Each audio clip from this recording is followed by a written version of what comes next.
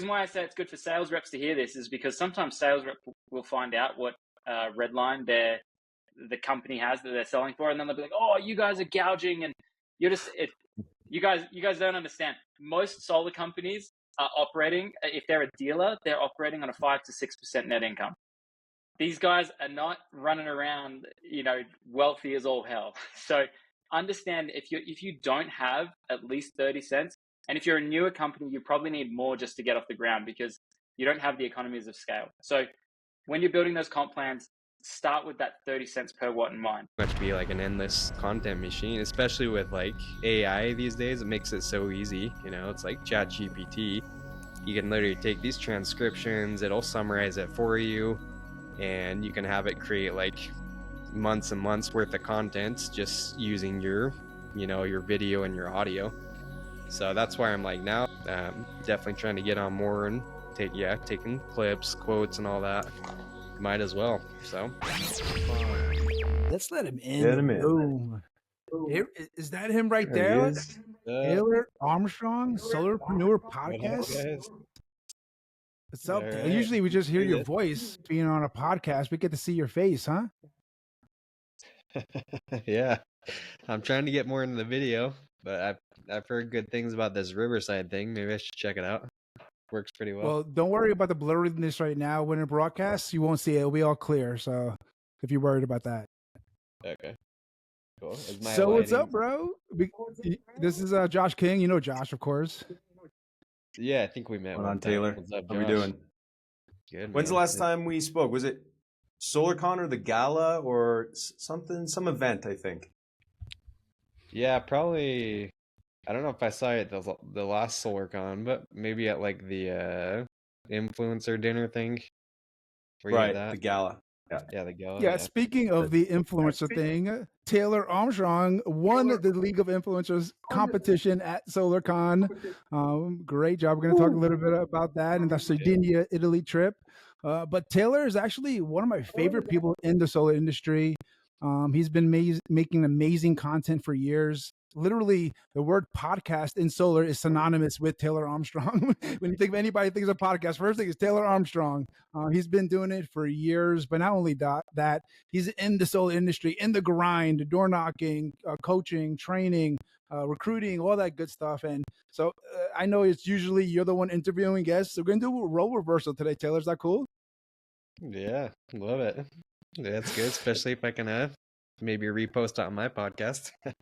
Oh, it comes out of cost. We'll negotiate afterwards. Okay. Yo, bro. So, real quick, before we get started, man, just make sure. I don't know. Of course, everybody knows who you are already, but when you started, were you obviously in solar? What made you start a podcasting? Can you kind of tell us the beginning of that whole story? Okay. Well, yeah. So I've told it probably quite a few times on my podcast, but I think in the beginning, there was just back in 2016, there wasn't like that much content for solar, that much, like knowledge available. It was basically just whatever company you're at, you could learn from maybe your manager, and that was about it. And so me being at a small company, I just felt like there weren't a ton of resources. I was already kind of like one of the top guys after a year, even though I wasn't like doing a ton of deals really. And so I was just like seeing people at other companies. I'm like, man, it'd be so cool if I could like get in a room with them, not have to leave my company, but just get in a room with them. And so one of the first people I reached out to was actually Ashton Buswell. You guys probably know Ashton. Oh, yeah. And he was running his team in San Diego. And everyone like knew him. Everyone was talking about him. He was like one of the best in California. Was just throwing down tons of deals. And so I reached out to him, and I'm just like, hey Ashton, can I take you to dinner? Can we like grab lunch? And I just want to like be able to pick your brain a little bit. And he's like, oh no, sorry, I don't really meet with people outside my company, and just like shut me down. So I'm like, come on, man, gotta be kidding me. And so since then I'd always been kind of a podcast listener. I'd listened to podcasts and loved just like listening to on the drive. And so I'm just like, what if I invited him to be on a podcast instead of just me taking him to lunch? What if I invited him to like be featured on my podcast, and then I could like, kind of go around the back door and pick his brain that way. And so sure enough, I waited like probably 3-4 months and launched the podcast, and then asked him again, and this time he agreed. So from there, I'm just like, all right, well, maybe this is the secret. This is how I can like finally get in front of people and not have to like beg them to, take them to dinner and have them turn me down. And everyone wants to be featured, right? Everyone wants to like, have a spotlight and talk about themselves, especially if it's going on a platform. So yeah, from there, I just kind of started doing it more and more, and was getting a lot of value myself, even though people weren't really listening. And just kept it going since then. So I think this was back in end of 2018, and so yeah, it's been going like 5 years now, about four and a half, probably 4.5, 5 years doing the podcast. It's been so fun. you did it for the connections, but also for the training. So you literally got free training for years every week for the last 5 years, huh? Yeah. So yeah, I'm like, I don't care if people aren't listening. Like, I get a ton of value myself. So that's what kind of kept it going. So I'm like, man, I got like 2 people listening to the podcast, but at least I'm getting a ton of value myself, whether Well, people you listen or not. glossed over the very beginning, and I want to just hit on that really quick before you go further. How Yeah. long were you in solar before? I know you said you weren't starting off on fire. Like, how did that go, and why did you stick with it? How were those struggles, and how did the podcast help you get past those struggles? From what I'm hearing. Yeah, I'd say just seeing what's possible, just like same way you guys do. Josh is doing the SolarPulse podcast. You do the solar objections. You guys do SolarCon. That's what's really cool, is you're just seeing what's possible, and you're like seeing people do these huge numbers, doing these things that you thought there's no way that could be done. It's like seeing people break the 4-minute mile over and over and over. So that's what I really like about it, is you're just like kind of opening your mind that way and seeing that they like, hey, I thought I was good, but this guy's doing way more than I thought I could ever do. And just growing the network. It's been great with like networking and just opening doors that way. Just did my first live event that you came to, Joe, and so that was really good. Just being able to bring people from the podcast that had previously been on the show and get them to speak at my events. So yeah, I would definitely recommend. Was that your full question? I forget if there's more to the question than that, but Yeah, I just want to know, just really quick before Josh, I'm sure, has a question for you. Is that just in the beginning, before you even started the podcast, you said you were you're struggling and you weren't closing a lot of deals, or maybe I heard that wrong. Maybe just let us know how that was looking and why you stuck with it before you even started your podcast, and got stronger and stronger as your career went. Yeah. Well, so I've told the story.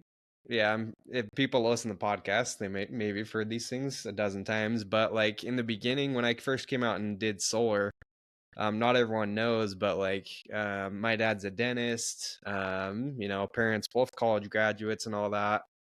And my wife's parents, they're both professors at the college we were going to.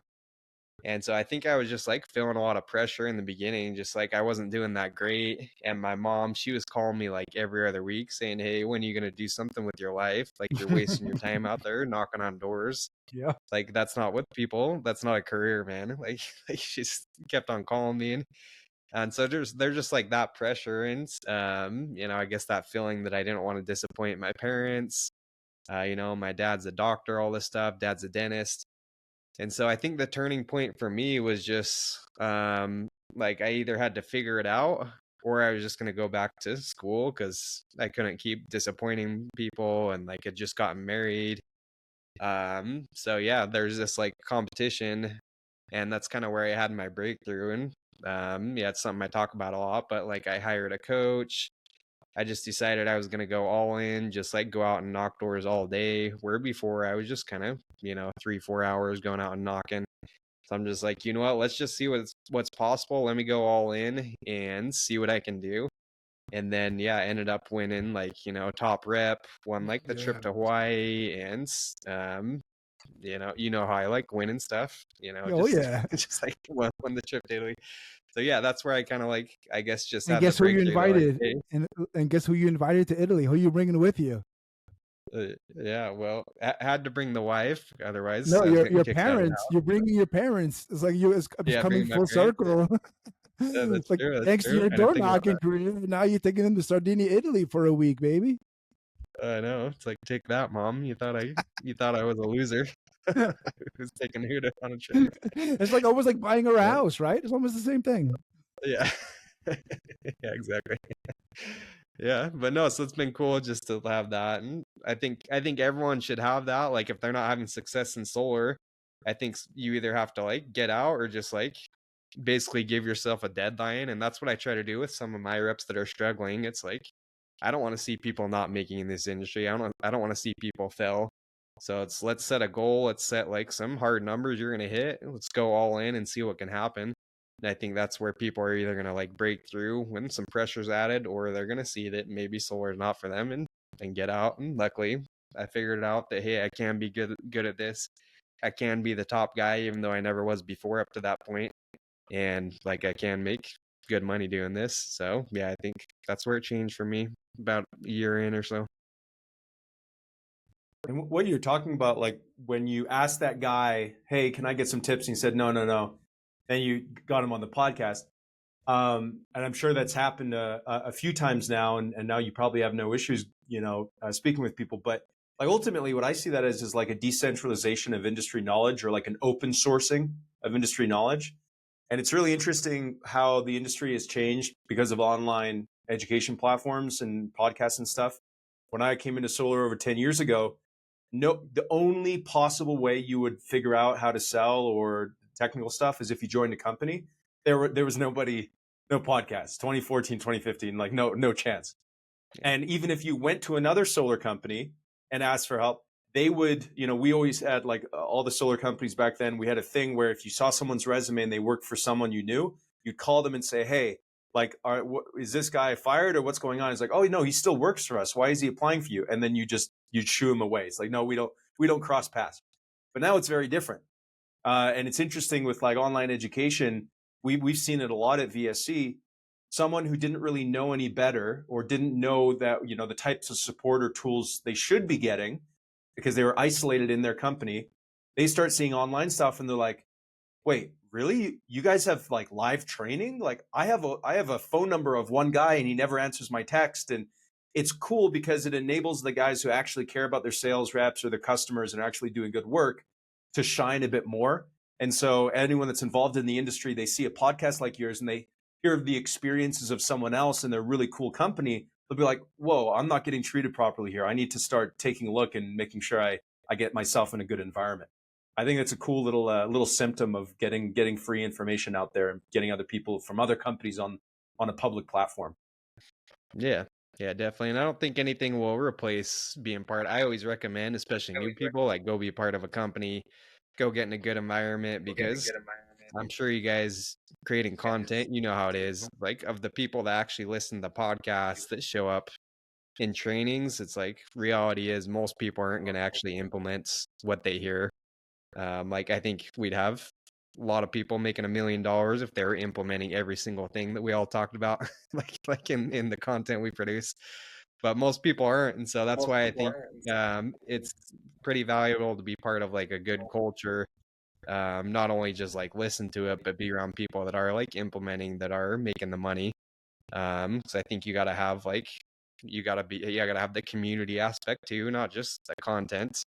So that's part of what I'm trying to do with the podcast too is like instead of just doing content only, I have started doing some coaching. We're starting to do more community groups. I know that's what like SolarCon's about too, is just getting around those people and actually like implementing it, not just listening to endless types of content, So that's what I would say going along with that.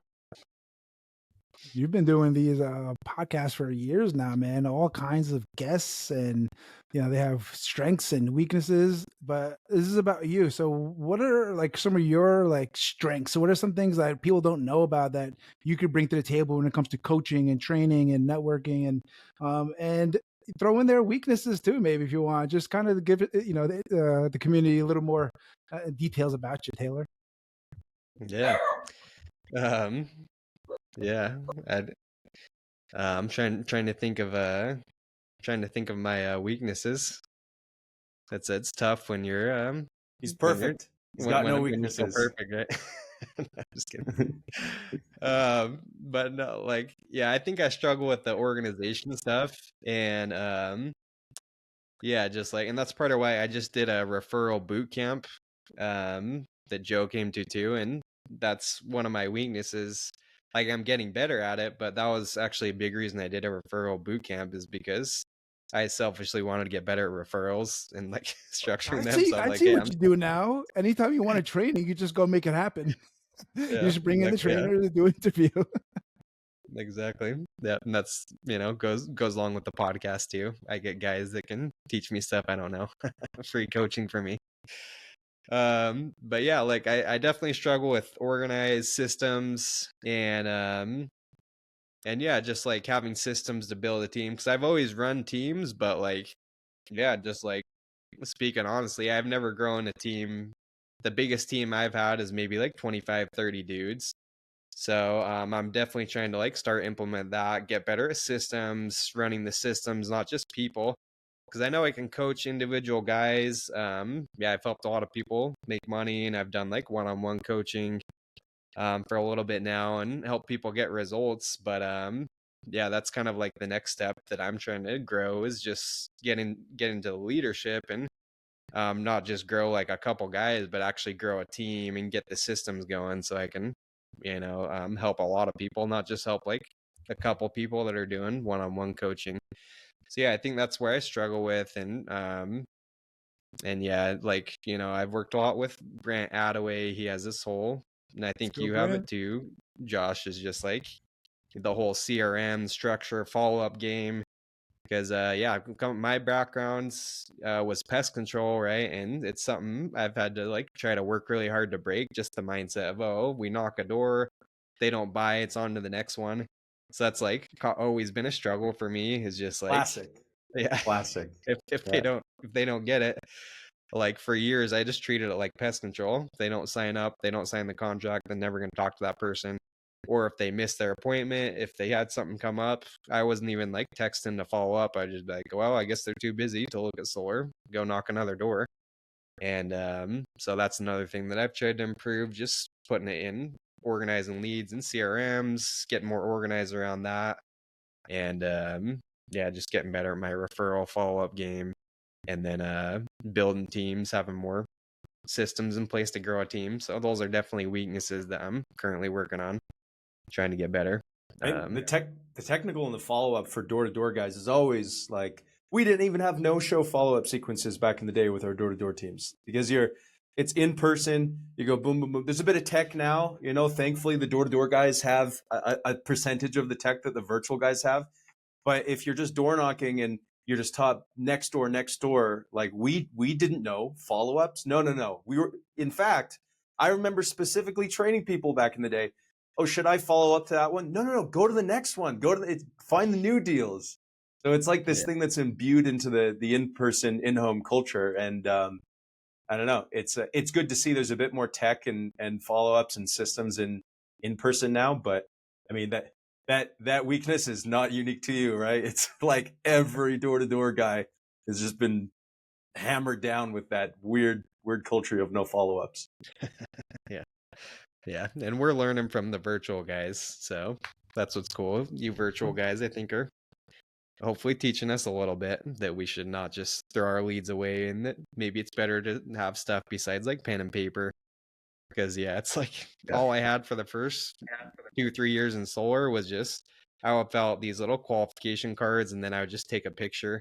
But other than that, yeah, I had no like CRM, no, it was just like looking back on photos on my phone or maybe in a notebook. And I still, to this day, I'll pull out like sheets of paper where I had written referrals from like 4 years ago, and I never like tried to contact them or call them or anything. But I have like hundreds of referrals that like I never even tried to follow up with for contact. So it's a I lot got of an money idea. left on the table. Yeah. Let's do this. Let's get the virtual guys to teach the door-to-door guys about systems and processes. Get the door-to-door guys to teach the virtual guys about the grind. I think that's a really good combo. If we all come together, Yeah. share the skill. Yeah, That would we be should good. do like a YouTube series, like get the people, virtual guys knocking some doors for a day or something, and then door guys, I don't know, on the Yeah. phone in the CRM. It's funny. I've seen people go back and forth, and they flounder like a fish. If someone's never knocked doors before, they could crush virtual because it's so different. You go to doors, and then you're like, your script is perfect virtual, but then nothing on the doors. Same with door to door guys. The door to door guys always think they can do virtual. They jump on the phones and they're like, Ricky Bobby, I don't know what to do with my hands, type of thing. So we got to get them back and forth. We got to show them what each other's going through and take some tips from each other. Yeah, that's the game plan. yeah, door to door guys. Like it. There's some cocky guys in door to door, so we definitely think we can do it all. But hey, that's what makes a good salesperson, I guess. Is sometimes they got big egos, but no, there's a lot to learn from you guys. So yeah, I think it's important to at least know some basic stuff with follow up and get organized, have systems, especially getting deals installed too. That's where I see a lot of people coming from pest control or whatever struggle too. Is guys can get sales, but like holds come up on the back end, like they need to go back, get the full bill, or just like holds on the funding, whatever. And so many people drop the ball on that. It's like I see people all the time where they're getting dozens of cells and then like 3 installs from those dozens of cells they got. So that's a big problem too. Just actually getting the glass to the roof. So yeah, definitely important. I'm sure, but speaking of the grind, that's, one of your talents, right? I see you out there grinding all the time, and I see you closing deals, and I see you taking those selfie pictures with the families. I see you on your stories. You're making it happen. So you're not just grinding. It's not just a numbers game, right? You're saying the right things. You're making the appointments. You're closing yourself, obviously, right? Maybe you have your team, giving appointments, whatever you're doing. You're out there right now closing deals. What are you doing that is maybe able to close more or get more points than other people may not, are struggling at the doors? Yeah, good question. Yeah, well, I think like some of it comes down to I'm always like I've been doing this since 2016, 8 years now, and it can get exhausting just like knocking endless doors. And so like I definitely strategize where I'm knocking a lot more than before. So like for me personally, I'm rarely just gonna go out and knock like a regular neighborhood, especially in San Diego where it is pretty saturated. So for me, I'm looking for lower hanging fruits, just like I'm driving to the homes where it's more spread out. I recently started using, you guys probably have heard about that Solar Scouts tool. Shout out to Solar Scout. They just started sponsoring our podcast, but that's a really cool tool where it can show like expired permits and it shows like people that should have higher usage. It shows new move-ins. So I'm a big fan of strategies like those. I'll go to like condos, townhomes. So a lot of places I find some of these people didn't even think they could have solar. Like maybe it's a strict HOA. Maybe it's like a condo or a townhome. These people, sometimes they've barely been knocked on their door, and a lot of times I'll get in and they're like, "Oh, I didn't think we could have solar." And I'm like, "No, you can. It's a newer program. We're doing it now. We're actually doing a program for solar on condos or for your community. You make them feel kind of like, oh, this is cool. This is a new program I hadn't heard about." And that's what I like doing a lot, just because I don't know, maybe I'm lazy, maybe I'm like knocked a ton of doors, but I'd rather just go to people that are like, I don't have to compete with 10 other quotes, and like ideally I'm someone that they hadn't sat down with a ton of other people. So yeah, I love strategies like that personally, just like not necessarily knocking every single door, but just being strategic about it, marking homes with pools, going into like gated neighborhoods where like, I guess maybe I shouldn't say it on a podcast, but following people into gated neighborhoods and stuff like that. You gotta do what you gotta Because do. yeah, they just like, I know everyone wants to get areas where they're not like beat to death. So that's what I try to do, is just like be strategic about it. and find those places where maybe not everyone's willing to go to, like driving a little bit further than other people would drive. And those are how you generally can get a little bit softer doors, a little bit lower hanging fruits than just like knocking your cookie cutter neighborhood over and over and over. So that's definitely what I prefer. Do you think your Are you venturing personality, into? oh, just really quick, has anything to do with it? You're easygoing, able to talk to. Do you see yourself matching with certain personality type homeowners? Or, you have an accent, from Utah, right? Like people, I'm sure people hear it. Or does that help you at the doors? Does your personality help you? Are you matching yourself? Doesn't matter what homeowner comes to their door, you're going to get in their house. Yeah, well, you definitely try to like change it based off the personality a little bit. Like I remember the mistake I made is I didn't like really think as much about personality types, but this is something I'm trying to like be more conscious of, because people that act a different way, like a lot of us in door to door have the personality type trainings where it's like you got the bulls, you got the lambs, you got the owls, you got the sheep. There's kind of like the different personalities with all those. And so, yeah, I think that's something that is important to know a little bit about, because I remember like last year, before I really started thinking as much about these, is I had a guy that's he had like 4 trucks in the driveway, had like lifted trucks and all that, and you could tell was just like the manly type guy, maybe like a cop or whatever. And so I went up to this door and I started just like presenting to him maybe how I would to like a little bit older family or retired couple. I'm like, hey, we just got done with your neighbor, Judith. You might know her. And this guy's like could care less about his neighbors, could care less about anybody except himself. He's like, get to the point. What do you want? And like I had seen the big trucks and all that, and seen this like macho dude come out. I should have been like, okay, maybe like he literally couldn't care at all about what his neighbors were doing. So it's like stuff like that. You got to identify maybe some different personality types and think, okay, if they got like 5 trucks in their driveway, there's a good chance that they're like type A bull type personality. You probably don't want to like sit and tell about 10 neighbors you're helping out there. They probably don't really care. So it's like those people, I'm gonna get straight to the point.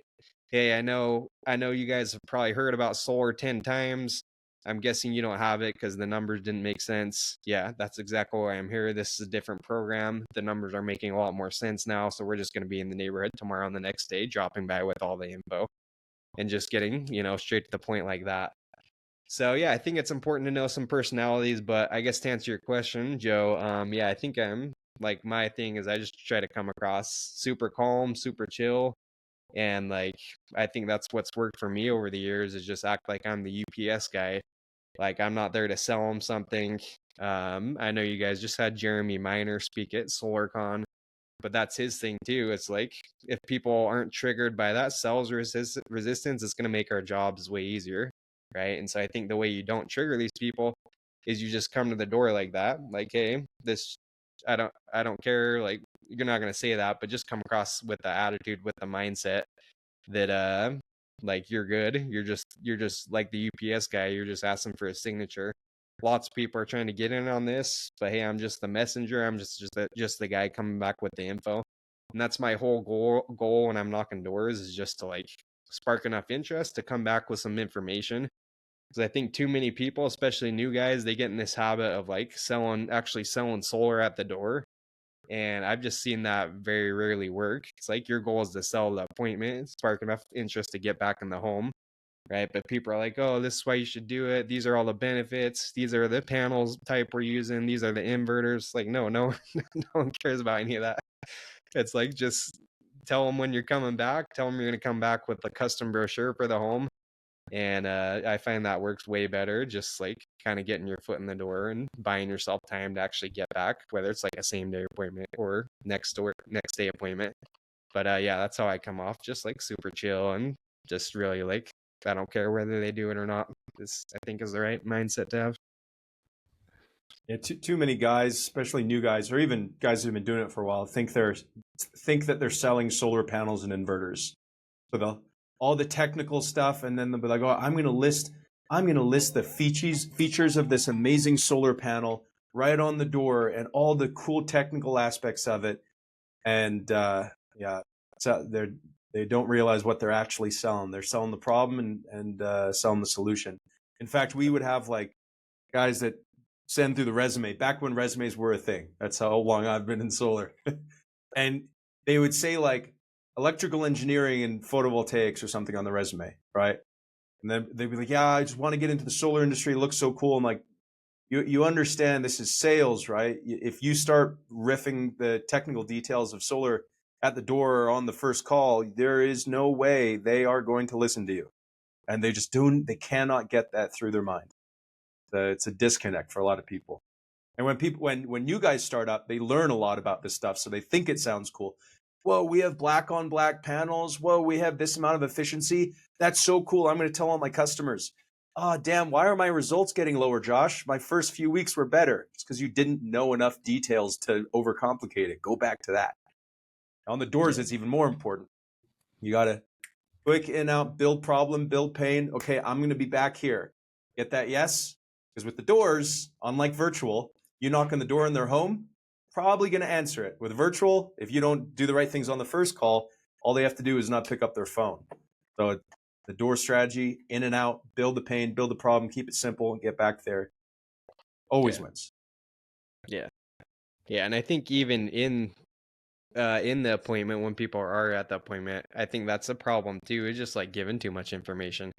Yeah, you get like the 100%. engineer types, the people that maybe are going to need to know more information.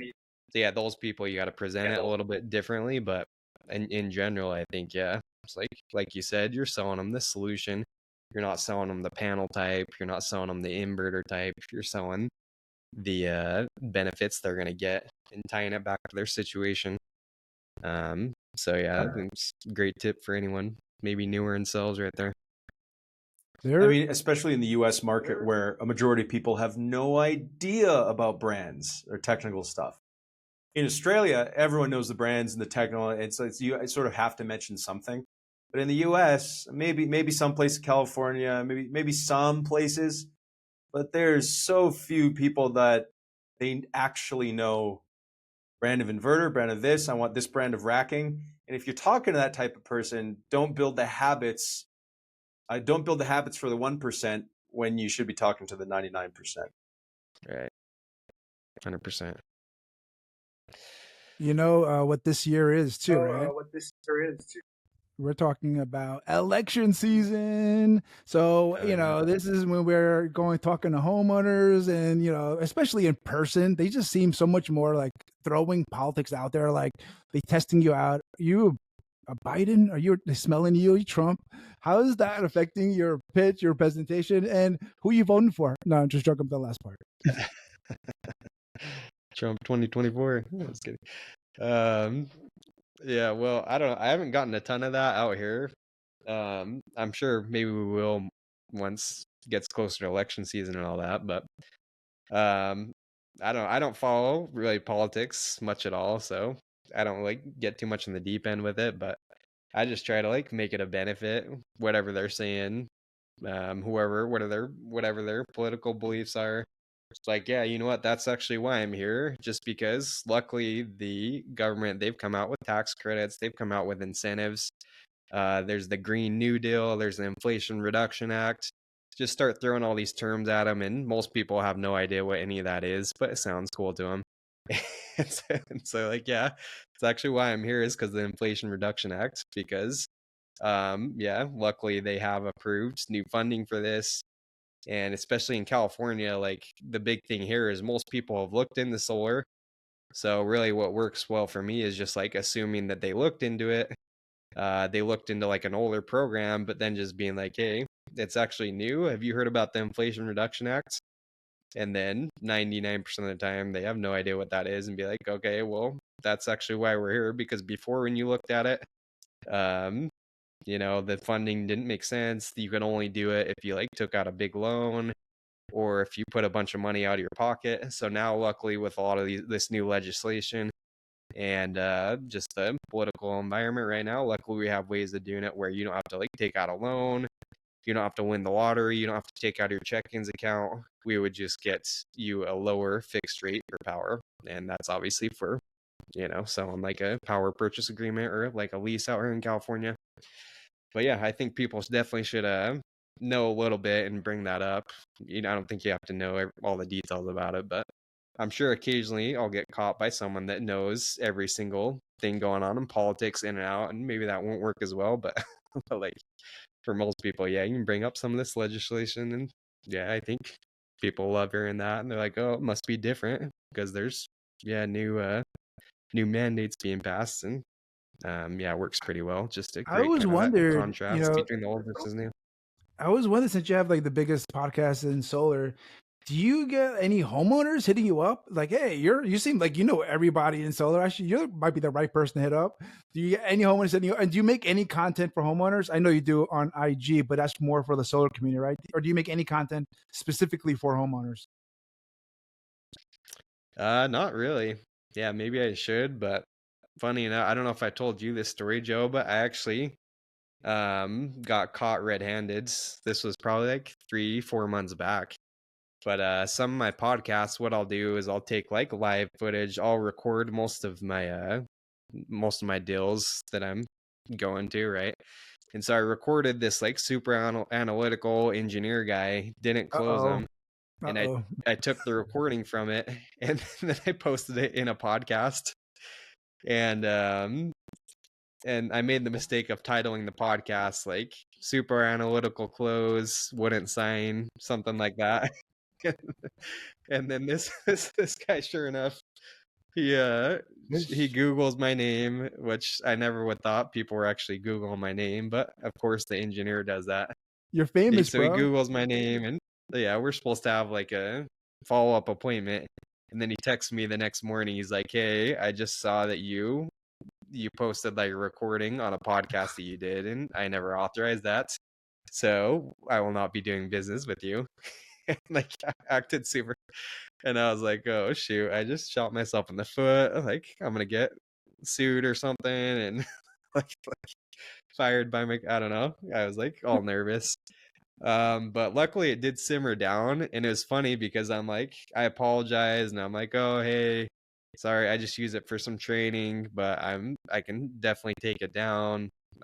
Apologize for not asking your permission. And then he was actually really cool about it. He's like, oh no, you're good, and it's actually cool you have a podcast. I'm gonna send you my feedback on the episode. And he sends me probably like a 6-paragraph text, like detailing everything I said in the podcast, like saying, hey, you, like, no matter what you said, you wouldn't have closed me. No matter what you would have done here, it wouldn't have mattered. I wasn't going to sign the same day. Just like, that's good. Analyze That's all great. Like, yeah. That's another piece of content. So- Props right to there. him. yeah.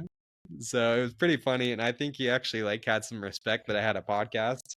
But I'm like, okay, well, of course you're gonna say no matter what I did, I wouldn't have closed you, because yeah, like you're not gonna tell people that. But yeah, I think he kind of like had some respect after that. He still didn't, do business with me, but hey, at least I didn't get sued or anything like that. But definitely got to be more that careful. is- I like that he gave you feedback. Yes. Yeah, That's pretty good. yeah. So That's a funny I story. love that. That's a great moment in your podcast history in the last 5 years. Any other come to your mind? Like just some moments that were like, if I didn't do this podcast, this would never have happened. Or, maybe an interview that you had was like somebody that you didn't think you'll get that interview, or anything like that comes to your mind? Yeah, I'm trying to think. There's been, I know besides Yeah, there's getting me been- on there, besides that. yeah, Go ahead. yeah, that was the best one. Say it again. Yeah. I'm sure I definitely have some, if I went back, but no, I don't know. I was trying to get Andy Frisell on. You guys probably know Andy Frisell, like 75 hard guy and everything. So I almost got him on. We actually scheduled probably like 4 different times to do a podcast. But we're trying to do it in person, because I actually ran into him at an event, and he's like, oh yeah, totally, let's do a podcast. And then I was going back and forth with his wife, kept booking flights, and he kept rescheduling. So I think I bought like 3 or 4 flights to go out and do a podcast with him, and it just never ended up happening. So I kind of got sick of buying flights to do a podcast. So the question was your favorite moments, not your worst moments. I'm joking. Okay, yeah. I know. I remember all the bad, not the good. That usually works. Did he know that you were buying flights for him? I think the first like 2 times I just didn't tell him because I didn't want to like, I don't know, I don't want to make a big deal and have him like be like, oh, well, let's just not do it or something. But then after the 3rd time, I'm kind of like, okay, well, like I keep buying flights. Can we like make sure it's for sure this time? And he's like, oh, well, and he did offer to like reimburse some. I'm just like, whatever, don't worry about it. I always just buy the cheapest flights anyways, Frontier and Spirit and all that. All that stuff like that. Whatever, it's like $300. But no, we never, kind of like just he stopped responding to emails and then we never made it happen. So I guess I don't know. I guess I had the opportunity to record a podcast with him, and yeah, there's been lots of like he cool still owes you one, opportunities. Like, bro. I'll tell you right now. I Annie know. and Priscilla, if you're listening out there, you owe Taylor Armstrong an interview. Go ahead, Taylor. Got your back, bro. Seriously, we're gonna send this to him. Yeah, yeah, but Just no, a short like, clip. yeah, for sure. But yeah, there definitely a lot of benefits though. Yeah, I'm like blanking on maybe like something super specific, but just like the networking.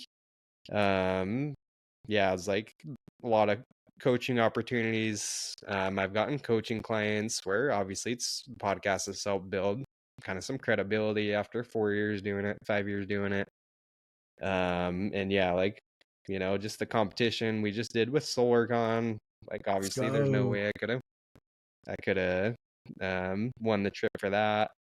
So yeah, just I think there's tons of benefits just on top of all the knowledge I've gained from doing them, but just being able to like build some credibility. I mean, we had Gary V at SolarCon just talking about how important it is to grow a brand, and just I think a lot of solar people don't really think about that, but yeah, I think it is something really valuable just growing a brand. It's definitely helped me like be better in trainings for my team. Like I remember, just planning out like trainings and stuff for team correlations. They used to take like hours and hours and stress about it and all that. So that's kind of a benefit. Just it helps with like speaking, with being able to kind of like figure out your presentations and develop content. So yeah, I would definitely recommend that people start like building some type of brand and producing content, because I think it can help in so many different ways. But I'll try to think of something more specific about, like, I don't know, maybe in an episode. But when you do like 400 plus episodes, sometimes it gets tough to remember remember all the specific details. But yeah. No, 100%, bro. And this is the thing, there's, you after the episode's done, you can be like, bro, I have like 4 people in my head right now. When you'll think about it like in an hour, it'll come to your head, right? Yeah. But like, for sure. obviously this is, we have guests and dozens of guests, hundreds of guests, right? Like, how do you remember it? Do you remember anything else that like maybe funniest, like somebody who just like came on and was just like cracking you up the whole time? Maybe a Pessy or somebody else who's just, a great guest. And if you're looking for a great guest, I know somebody who really, really knows his shit, Josh King. So I think might be a great guest on your Solarpreneuer podcast. Yeah, most definitely. We'll have to line it up. You'll have to buy me 5 flights, Taylor. Yeah, I only come if it's flights. I know. Yeah. Exactly. Yeah, don't worry. I won't. Wait, did you ask this already, Joe? Who's your dream guest? Not You asked yet. that already? Who's your dream guest? Other than me, obviously. That I'm obviously, but second to me. Yeah. Well, yeah, I guess to answer your question first, Joe, one funny moment I did have was I did a podcast with, his name's Lenny Gray. You guys might have heard of him. He wrote the Door-to-Door Millionaire book. He's like a pest control guy. Super smart dude with pest control. But I did a podcast with him, and he was like in a park with his kids. I don't know if he had something going on, but we had to do it. He had to do it at a park. So it was just funny. Like every couple minutes, there was like a lawnmower driving by, and there was like dogs running around, and so it made for some interesting. But you get it all with these door. That's what's funny is like door to door guys. Generally, we're not the most organized. We're kind of like spacey. I know I had to push this podcast back on you guys too, so I can't. Like, I'm not any better really, but yeah, it's like a lot of guys will get them on a podcast and they'll literally be like in their neighborhoods, like on their phone and stuff. And so sometimes I'll be like, dude, can we at least get maybe like some headphones on or like maybe out off the busy street or something like that. So you get funny stuff like that. But no, generally it's been pretty good. Yeah, of course Pessy's was funny, but he did he did it at his house and good Wi-Fi and all that. So well. But yeah, and then for dream, you said what's my dream guest that I would have on, Josh? Okay. Yeah. Dream guest. Doesn't even have to be in solar, just who would you love to talk to and learn from? Yeah, that's a good question. I don't know. It's funny. I think something I've learned doing content for a while is people love like controversy and, hearing juicy details. And, I think that's what gets like views and stuff too, is solar guys love the drama too. Depends though, right? Yeah. So I don't know. I think it'd be dope to get like Trump coming on the podcast and just like ask him about solar, ask him about what he thinks. Maybe a little like controversial guests and stuff like that. So I'd say if I'm just thinking top of my head, Trump would be sweet. Or like his take on solar. Solar industry is huge. The best. Yeah. Industry's huge. It's gonna be great. I just don't like wind. I don't like wind farms, but the solar's okay. We'll go the solar. Yes. I'll extend the tax credit another 5 years. We'll do it. Well, you don't need them on anymore. I just gave you the perfect Trump impression, so you're good to That's go. it. You should just use like AI to make you look like Donald Trump and sound like I'm in. There you go. Yeah, you never know. Perfect. All you need is one audience member watching that knows one person that knows somebody that knows somebody that knows Trump, and all of a sudden he's on your show. So if you're out there and there's 7 degrees separation, let's help out my friend Taylor Armstrong, everybody. Let's go. Maybe he'll do it once it's closer to election time. Like, he'll do everything at that time. He'll be everywhere. Swing him a few extra votes. He comes on the podcast. I'm sure he'll have a lot of free time during that period. So you guys shoo in 100%. Well, you know what? Speaking of controversial, like he would definitely be polarizing. Who has been like your most polarizing guest in the past? Like somebody you got on, you're like, oh, I don't know if I should have this guest on, and like it was just like one of those polarizing people. I'm trying to give you time to think. Anybody that comes to mind as like controversial or something came up, a topic that came up controversial? Yeah. I'm putting you on the spot, but somebody's got to, right? Yeah. Yeah, well, maybe I actually just did a podcast with one of my coaching clients, and it hasn't been published yet actually, so we're gonna publish it. But without getting too much into his like personal life and everything, he had like some run-ins with the law and just some like had some spent a little bit of time with with confronting the cops and stuff like that.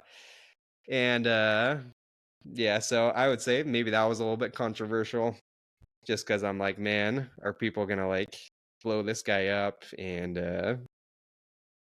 maybe I shouldn't bring him up because I don't want to like get into his personal stuff too much, but I guess that was a little controversial. Oh, you know what? Here's a good one. We just had Luke Toon on, and so Luke Toon, he's the CSO over here at Legacy, And I'd say that was definitely a little bit controversial because most people know about the legacy Sunder breakup and everything.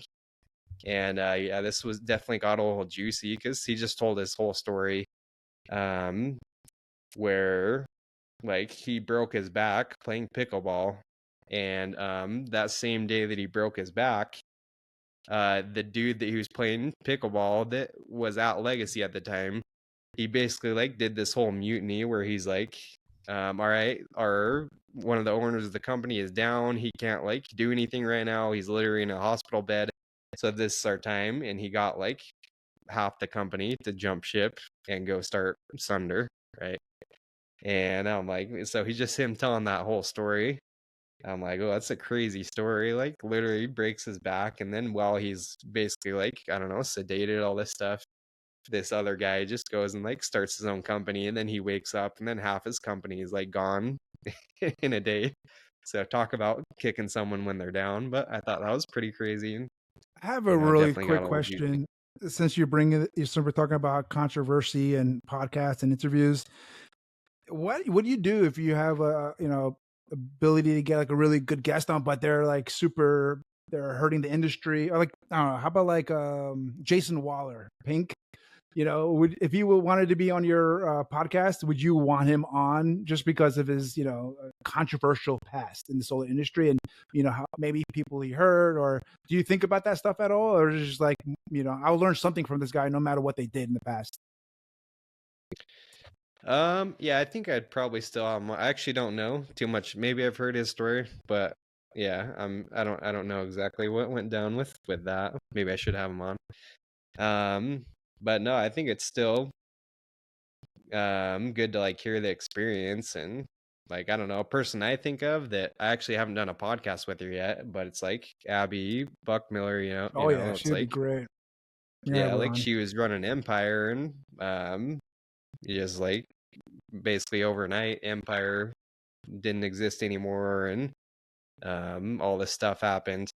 And so yeah, it's, even though I'm sure there's a lot of people that maybe like don't like Abby because of it or whatever, and I'm sure the mistakes made and things like that, but I don't know, I think there's still like value, hopefully, maybe like what not to do, or maybe like hey, these are mistakes that I made. And I'm still interested to know. And yeah, funny enough, those actually get, I think, a lot of times more listens because like we're talking about, a lot of solar guys love the drama, and it's just like people love hearing stories like that. So yeah, I think Well, it's still good, but I don't know, I guess maybe situation by situation, what I speaking would of say. listens, is that notice that is that the more controversial they are, the more views or listens you're getting, or which one? I'm sure you know your numbers. I'm sure you see which one's the most popular show ever. Like, give everybody. Okay, let's do this. Everybody in the audience, if you could pick one show from your past that everybody should watch, or the most viral one that they should know about, what's that one?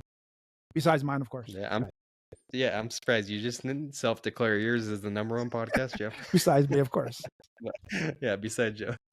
Well, funny enough, the ones that get the most downloads for me are the ones where people give like specific word tracks. And I think the reason Practical is tips. because, yeah, like people hear, okay, this guy's presentation, this is how he's overcoming this objection. And I'm seeing that people will just go listen to those ones on repeat. So we got guys that have literally listened to one episode like 10 times because they just want to memorize exactly, these word tracks, how this guy That does makes his sense. presentation. So yeah, our two And in top your episodes. titles, I'm Yeah. guessing in your titles of these, you're also going like practical word tracks for solar sales guys, like searchable stuff. People can find it, or Yeah, I probably could do even better at that. But yeah, it probably would help even more. But no, the two ones that I've done probably the best are, we had Taylor McCarthy on. Oh yeah, And he's always viral. you guys know Taylor. He just Oh, he's a shares star. his exact word tracks and everything. So yeah, people literally will listen to that one on repeat. So that one's gotten a lot. And then we just had, well, about a year ago, we had Mike Brand, who's a guy down here in San Diego. He's not like he's legit, but he's not like really like on social media and stuff. He's kind of one of those just like door-to-door guys that doesn't really do social media and all that stuff. So he was kind of like a underground type dude where he's at over 1,000 career installs, and he came on and just went through all his like presentation word tracks. So those were two like specific ones where people just, I think, listen to over and over and over, and have been two of our top performing ones for sure. So yeah, people love And that. I noticed you started doing video now. For me, it's like, why not? I've been doing video. Like, if I'm going to talk to people, might as well look at it too, right? Because they could always like turn their head away and still listen to it, right? But you've been doing podcasts for years. When did you actually? I see you doing video now. It's like, when did you start doing video? Have you noticed any difference with video? Do you notice any negatives with video or anything comes to mind? Yeah, good question. I think, videos, I think it's important because it definitely is where, YouTube is like the most search platform, and that's where people are getting the most views, I think, with any type of content, probably is YouTube. And so, yeah, I had been recording video for a little bit, but I guess my fear was like, oh, if I post the video, then it's going to take away from the podcast audience, and now I'm not going to get as many views on that. And so I kind of just like held off on doing the video, but then I'm like, you know what? Well, it makes sense. Even if they're watching the video, it's still like a listen, and I'm still probably getting more exposure if I'm doing video and audio. So yeah, the numbers have gone down on just the audio stuff lately, but I would say we're getting more total. When you compare like the numbers overall, I think we're getting like more total exposure and everything, just having it on YouTube, trying to post little clips more to Instagram. And then just seeing like what you've done, Joe, and Josh, a lot of other people, they're posting YouTube. It's like Taylor McCarthy has this stuff on YouTube, and you see guys like Will Ellermitz, all these guys doing these YouTube channels, and they're getting thousands and thousands of views, far more than I was getting just doing a podcast. So that's where I'm like, okay, you know what, might as well just put it on YouTube too. So I think video is where it's at, and definitely like, I think Grant Cardone talks about that. Every platform you should be on, like, he's just gonna beat social media to death in whatever form it is, right? So it's like, we're starting up a blog too, so I'm gonna have it all like transcribed. We're gonna make blog posts out of it. That's the next step we're doing right now, and that's where I'm trying to be, just like video, audio, written, YouTube, Facebook. Ideas to get in every single platform, and just help as many people as we can. So yeah, that's what I'm doing right now. Short clips too, right? You're gonna add those, you could edit it and get those short clips, because with just sound you can't really do short clips as much, right? But with video you can definitely add that real quick. And I haven't really seen you utilize that much with your podcast, getting little quotes and things that go viral. Have you tried that at all? Have you been testing it out? Yeah, not a ton. We need to, but yeah, it's like it's definitely something I need to improve on, because I've got at this point like 4.5, 5 years of content. So computing pretty much be like an endless content machine, especially with like AI these days. It makes it so easy. It's like ChatGPT. You can literally take these transcriptions, it'll summarize it for you, and you can have it create like months and months worth of content just using your video and your audio. So that's why I'm like, now, especially with like some of these AI tools, it makes it so easy. And there's like, the video AI tools where it will chop it all up for you, create like reels for you and everything. So yeah, it's something I'm definitely trying to get on more, and taking clips, quotes, and all that. Might as well. So all right, I'm done picking you apart, Taylor. I went over everything negative. Josh, I'm not the social media king like you. I'm learning from you, Joe. But yeah, you are a sponge, bro. I think that's something I learned from you, man. You're one of those nice guys, but it's not like you're taking advantage of. You're helping people, you're helping community, you're growing your brand, you're becoming a bigger deal, becoming more and more important in the industry. And, I appreciate our friendship and everything you helped with the SolarCon too. So I just want to say thank you. And before you go, bro, like, if anybody wanted to reach out to you, they wanted to get a training, they wanted to know more about your show, what's the best way to reach out to you? Is it Instagram? Is it email, phone? What is it? Yeah, thanks for asking. Instagram, probably where we're more active on. We're trying to grow our Solarprenuer social media.